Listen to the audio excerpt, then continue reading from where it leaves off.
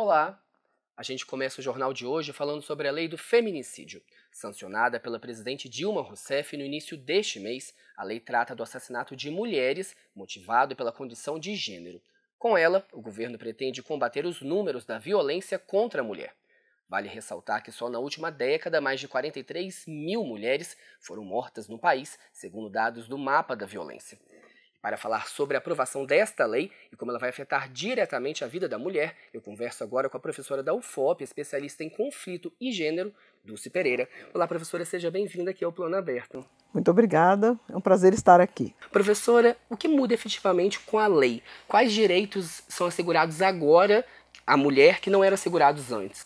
Sobretudo, o direito à sua segurança, por saber que o agressor, no caso do feminicídio, realmente terá penas muito mais importantes e significativas.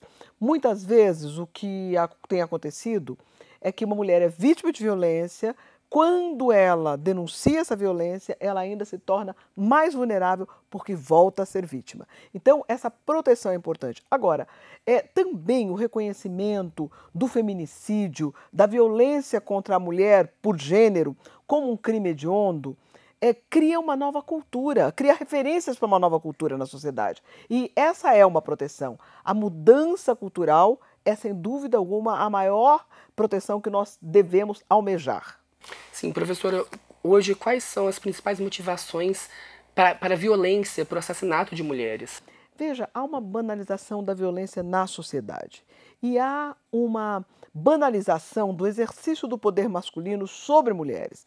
Há o conceito que as mulheres estão lá para servir os homens, e principalmente os homens, massacrados pelo cotidiano, de várias formas, acabam por exercer o seu poder sobre as mulheres. Então, essas motivações são muitas vezes simplesmente raiva, a negação da relação sexual, uma mulher se nega naquele momento a ter relações sexuais.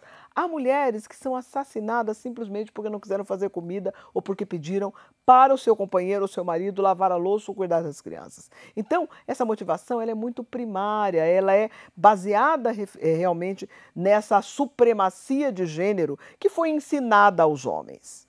Sim, professora, a senhora falou dos maridos. A maioria dos casos continua acontecendo ainda dentro de casa? Lamentavelmente, sim. Isso é dramático. São maridos, companheiros em geral, eventualmente pais, padrastos por várias modificações e às vezes irmãos e até mesmo filhos. Então é a casa para a mulher, quando vulnerável, quando vítima de violência, é um lugar extraordinariamente perigoso. Sim, professora, países vizinhos nossos, como Chile e Argentina, já aprovaram essa lei já tem um tempo. No Brasil, ela foi aprovada agora. Isso pode ser considerado um atraso? Com certeza, um atraso e uma extraordinária resistência de homens e até mesmo de mulheres, porque há mulheres que muitas vezes, por não entender como essa vulnerabilidade nos atinge em qualquer circunstância social, econômica, é claro que a vulnerabilidade social é uma das razões mais fortes para que as mulheres se submetam muitas vezes à violência, mas a violência não tem cor, não tem limite social, ela acontece nas várias áreas, nos vários lugares. E é um atraso muito grande, por isso mais mulheres brasileiras morrem e têm morrido, e nós pagamos o preço desse atraso realmente com vidas de pessoas que poderiam ser produtivas, poderiam estar cuidando dos seus filhos, e que poderiam estar cuidando da sua própria história. Professor, eu tenho um dado aqui do IPEA, o Instituto de Pesquisa Econômica Aplicada, que mostra que mesmo com a aprovação da Lei Maria da Penha, em 2006, os casos de violência contra a mulher não foram reduzidos significativamente, porque houve uma falha na Lei Maria da Penha? Olha, o problema não é da lei, o problema é da sociedade, da cultura. E quando nós trabalhamos com gerenciamento de conflitos, com prevenção de conflito, e podem ser as várias formas de conflito, é preciso perceber que o aparato social precisa proteger as pessoas que são vulneráveis. Eu tive uma situação terrível, porque eu imagino com o histórico de feminismo, com a minha história nessa área de gênero, eu fui com uma amiga a uma delegacia em um estado brasileiro, e ela queria denunciar o seu então companheiro por violência. Ela toda marcada, para você imaginar, uma delegada mulher, sugeriu várias vezes que ela não deveria fazer a denúncia. Então, para você perceber, a sociedade brasileira não está preparada para assumir os conflitos, lidar com eles, trabalhar de forma preventiva e, principalmente, para conseguir estancá-los.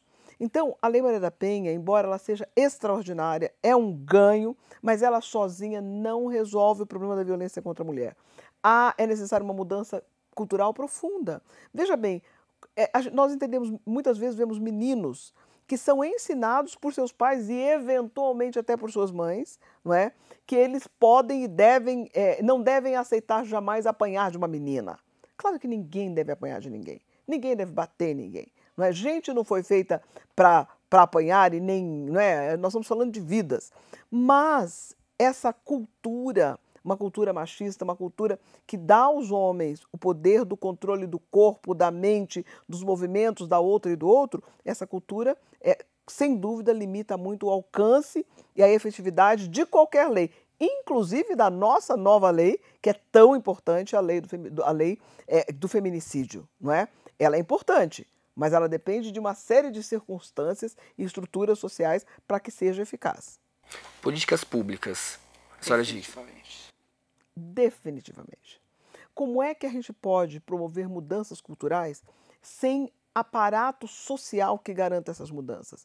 Como é que os homens vão passar a se entender como seres humanos numa relação de igualdade se eles não forem ensinados a isso? Começa por uma política pública fundamental, que são as políticas de educação e de formação de mulheres e de homens.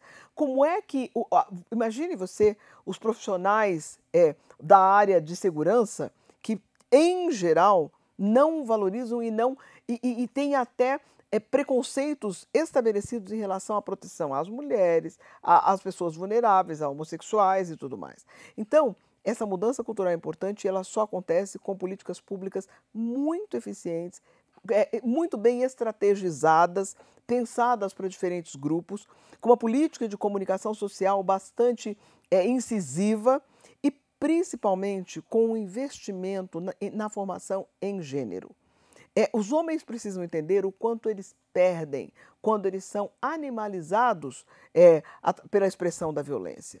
Os homens precisam entender o quanto eles ganham quando eles se tornam seres sensíveis, que compartilham o cotidiano e que usufruem da maravilha da vida e da diversidade do ser mulher e de ser homem. Isso é política pública, isso depende de educação. Agora, além disso, é preciso ter polícia preparada, é preciso ter todo um aparato legal, Ministério Público, preparados para acolher essas mulheres, é preciso ter casa-abrigo que funcione de verdade, é preciso romper com o compadrismo nas estruturas de socorro e de atendimento à mulher. Olha, para você imaginar, é frequente em um hospital, isso aí, dados de pesquisas sérias, conduzidas sobre o comportamento, mulheres entrarem em um hospital depois de terem apanhado ou até mesmo ter sido agredidas de forma quase que pondo em risco a sua vida, e os próprios funcionários e trabalhadores da área de saúde desqualificarem o processo, esconderem, instruírem a mulher para que ela não denuncie a violência e, o que é terrível, julgarem essa mulher como se ela fosse responsável por ter apanhado ou por ser vítima de opressão.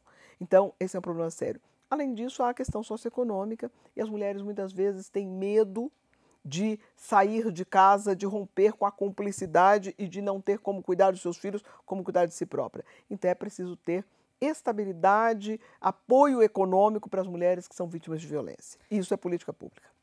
Professora, as mulheres ainda têm medo de denunciar, porque assim, o número de casos de agressão é alto, mas as denúncias são poucas.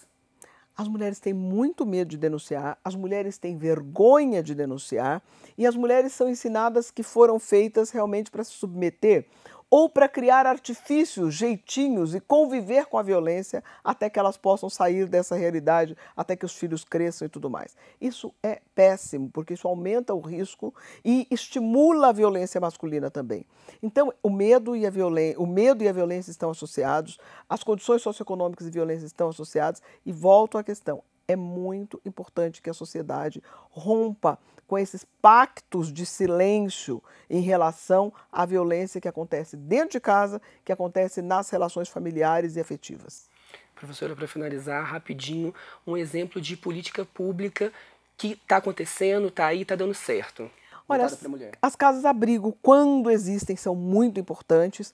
Programas específicos de saúde da mulher e uma iniciativa muito interessante, que é incluir nos programas de saúde para o homem e ter saúde para o homem, e nesses processos e programas de saúde para o homem, tratar da questão da violência.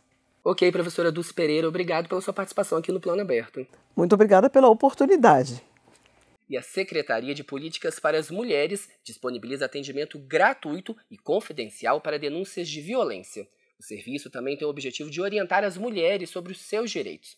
A central funciona 24 horas por dia, todos os dias da semana, inclusive aos fins de semana e feriados, e pode ser acionada de qualquer lugar do Brasil. É só ligar 180. O site da Secretaria é o spm.gov.br.